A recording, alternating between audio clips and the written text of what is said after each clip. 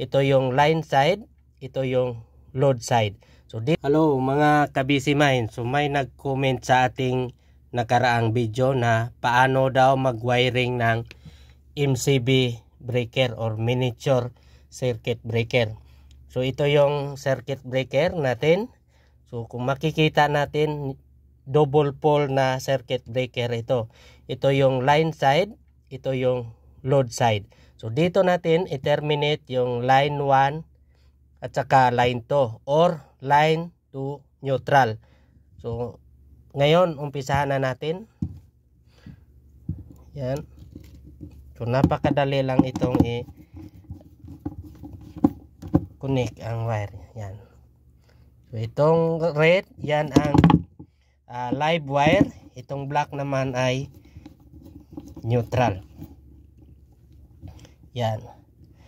So nakakonect na. So dapat ang circuit breaker natin, bago tayo magkabit ng load, naka-off yan.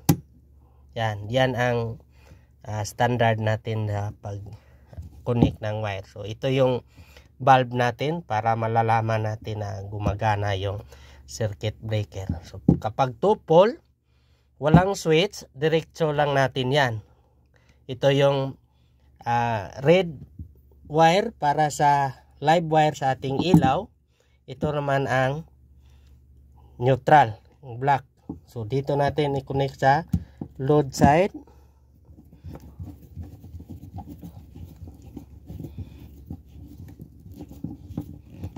Yan.